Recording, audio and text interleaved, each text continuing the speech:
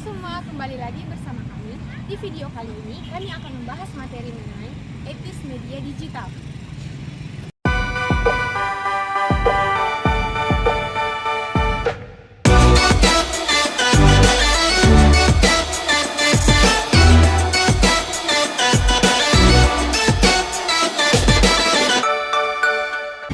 Nah, sekarang, apa itu etis bermedia digital? Etis bermedia digital merujuk pada prinsip-prinsip moral dan perilaku yang harus diterapkan oleh pengguna teknologi digital.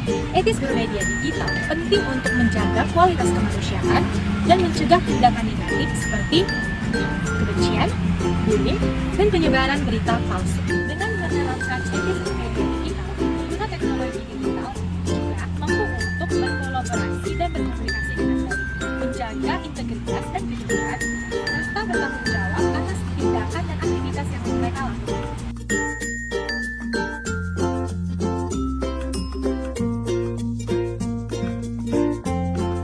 Nah, langsung saja kita masuk ke pembahasan yang pertama, yaitu etis bermedia digital. Dalam etis bermedia digital terdapat bagian-bagian materi, yakni 1. Etis bermedia digital, tantangan etiket masyarakat digital, yang berarti mengacu pada serangkaian norma dan aturan perilaku yang berlaku dalam komunikasi di lingkungan digital. Kedua, waspadai konten negatif, yang berarti merujuk pada sikap yang bijak dan kritis terhadap konten yang memiliki dampak negatif, yang salah satunya seperti kebencian, pelecehan, kekerasan, atau segala jenis konten yang merugikan orang lain. Ketiga, interaksi bermakna di ruang digital, yang berarti merujuk pada cara-cara kita berhubungan dan berinteraksi dengan orang lain melalui platform dan media digital. Keempat, berinteraksi secara bijak berarti berhubungan dengan orang lain atau lingkungan dengan penuh pertimbangan dan kecerdasan emosional. Tahukah kalian apa itu etis? Etis ialah etika, yang dimana etika merupakan studi tentang apa yang dianggap baik atau benar dalam perilaku manusia, yang melibatkan pertimbangan moral dan prinsip nilai yang mengarahkan tindakan dan keputusan. Jadi, etis dalam bermedia digital ialah prinsip dan nilai-nilai yang mengatur perilaku dan interaksi kita dalam lingkungan digital. Adapun beberapa aspek mengenai tantangan etiket atau etika dalam masyarakat digital. 1. Ketidakadilan dan pelecehan. Masyarakat digital menghadapi tantangan dalam hal ketidakadilan dan pelecehan online, di mana ini juga termasuk serangan siber, penyebaran konten berbahaya, pelecehan verbal, dan kebencian online. Kedua, penyebaran berita palsu. Dalam era informasi yang cepat, penyebaran berita palsu atau hoaks menjadi tantangan serius. Banyak orang mudah terpengaruh dan menyebarkan informasi yang tidak diverifikasi, yang dapat menyebabkan kerugian dan kebingungan di masyarakat. 3. Kekerasan dan intoleransi, di mana kekerasan merujuk pada tindakan atau perilaku yang melibatkan penggunaan kekuatan fisik, kekuatan verbal atau ancaman untuk menyakiti, merugikan atau mengendalikan orang lain, serta intoleransi merujuk pada sikap atau perilaku yang menolak, mengecam, atau tidak menerima perbedaan, baik itu perbedaan dalam keyakinan, budaya, etnisitas, orientasi seksual, atau pandangan politik. Kekerasan dan intoleransi memiliki dampak yang merugikan pada individu, kelompok, dan masyarakat secara keseluruhan. Mereka menghambat kebebasan, keragaman, dan kesejahteraan manusia. Penting untuk memerangi kekerasan dan intoleransi dengan mempromosikan nilai-nilai seperti penghormatan, persamaan, dialog yang terbuka, toleransi, dan keadilan. Pendidikan, kesadaran, dan penegakan hukum yang tepat adalah beberapa alat yang digunakan untuk melawan kekerasan dan intoleransi. 4. Ketergantungan dan kecanduan digital. Ketergantungan pada teknologi digital dan kecanduan terhadap media sosial dan platform elektronik lainnya ini dapat mempengaruhi kesehatan mental, produktivitas, dan kualitas hidup individu. Masyarakat digital menghadapi tantangan dalam hal ketidakadilan dan pelecehan online, di mana ini juga termasuk serangan cyber, penyebaran konten berbahaya, pelecehan verbal, dan kebencian online. Ketergantungan dan kecanduan digital merujuk pada kondisi di mana seseorang mengalami keterikatan yang kuat dan sulit untuk melepaskan diri dari pengguna teknologi digital, seperti perangkat elektronik, media sosial, atau internet. Hal ini dapat mempengaruhi berbagai aspek kehidupan seseorang, termasuk kesehatan mental, kesejahteraan sosial, hubungan interpersonal, dan produktivitas. Waspada konten negatif. Mengapa kita perlu waspada? Yang pertama itu ada pengaruh emosional. Konten negatif seperti berita yang menceritakan kekerasan, kematian, atau kejahatan dapat mempengaruhi emosi dan kesejahteraan mental kita. Yang kedua, pengaruh sosial. Konten negatif ini dapat mempengaruhi persepsi dan pandangan kita terhadap dunia jika kita terus-menerus terpapar dengan konten negatif. Hal ini dapat mempengaruhi cara kita berinteraksi dengan orang lain dan menciptakan pandangan pesimis tentang dunia. Yang ketiga, produktivitas mundur. Menghabiskan waktu yang banyak untuk mengonsumsi konten negatif dapat mengurangi produktivitas kita dan konsentrasi kita dalam menjalani aktivitas sehari-hari. 2. Cakap media digital. Media digital adalah bentuk media yang menggunakan teknologi digital untuk menyampaikan informasi, konten, dan pesan kepada pengguna melalui platform digital seperti situs web, aplikasi, media sosial, dan lainnya. Media digital telah mengubah cara kita mengonsumsi berita, hiburan, dan informasi secara keseluruhan.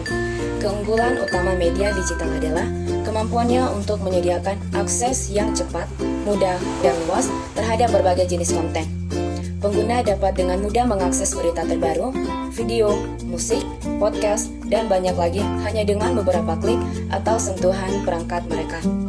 Media digital juga memungkinkan interaksi dua arah antara pengguna dan penyedia konten melalui komentar, umpan balik, dan berbagai.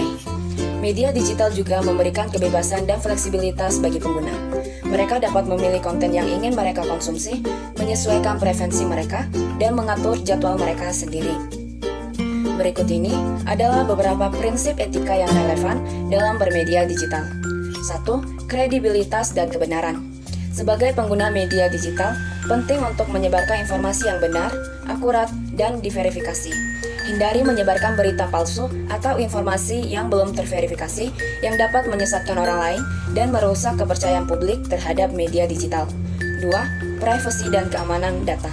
Hormati privasi orang lain dan jangan mencuri, mengakses secara ilegal, atau menyebarluaskan data pribadi orang tanpa izin mereka. Lindungi dan jaga kerahasiaan data pribadi Anda sendiri dengan menggunakan pengaturan privasi yang tepat dan menghindari tindakan yang berpotensi membahayakan keamanan data. 3. Pemberdayaan dan inklusi. Gunakan media digital untuk memberdayakan orang lain dan mempromosikan inklusi sosial.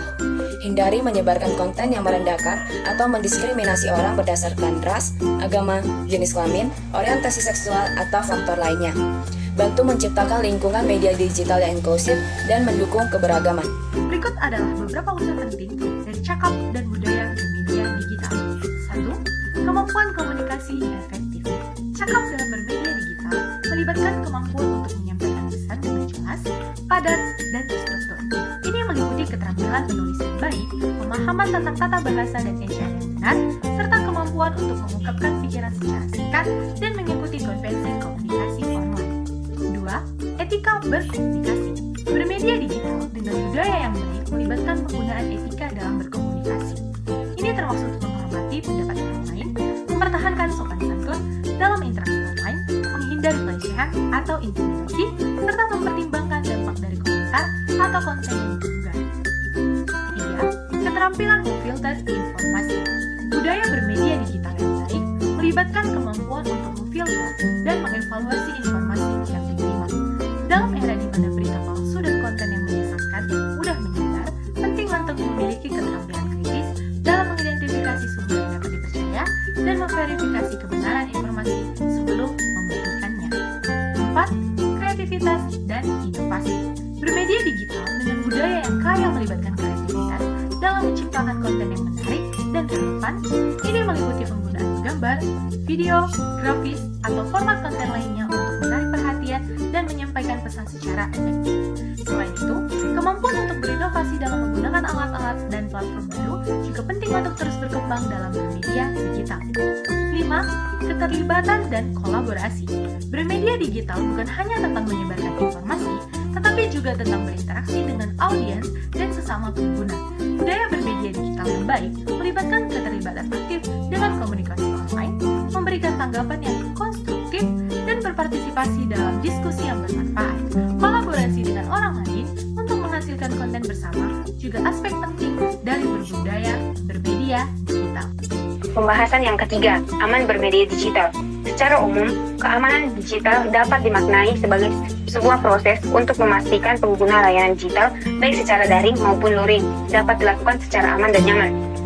Nah, di aman bermedia digital ini lebih mengacu pada praktik-praktik yang dapat dilakukan untuk menjaga privasi dan keamanan saat menggunakan media digital seperti perangkat digital lainnya. serta mengingat pentingnya privasi dan keamanan dalam dunia digital yang semakin kompleks. Di sini terdapat hal yang perlu kita perhatikan dalam keamanan digital. Yang pertama itu pengelolaan kata sandi yang kuat. Yang dimaksud dengan kata sandi yang kuat itu seperti kombinasi campuran antara huruf, angka, dan simbol yang rumit dan sulit ditebak. Tujuannya agar meningkatkan keamanan akun online dari orang lain sehingga semakin sulit untuk menebaknya. Yang kedua, autentifikasi dua faktor atau 2FA. Aktifkan autentifikasi dua faktor di akun-akun yang mendukungnya. Ini menambahkan lapisan keamanan tambahan dengan meminta verifikasi melalui perangkat lain seperti kode yang dikirim ke ponsel Anda selain kata sandi.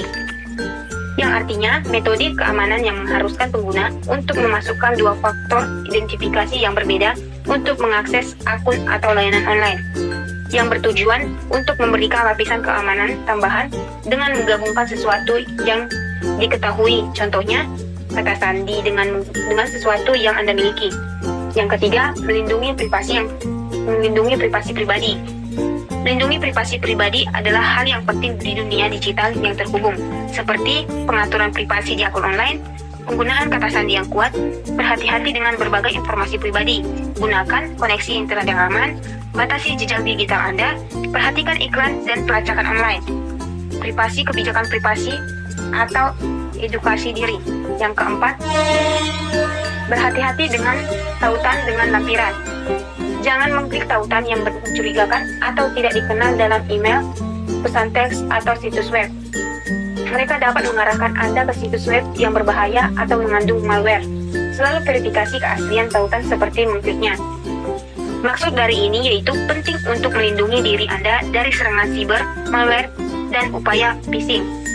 Yang kelima, menggunakan koneksi internet yang aman. Hindari mengakses informasi sensitif melalui jaringan wifi publik yang tidak aman. Gunakan jaringan pribadi yang transkripsi atau gunakan VPN atau yang disebut dengan Virtual Private Network untuk melindungi komunikasi dan data Anda saat menggunakan jaringan publik.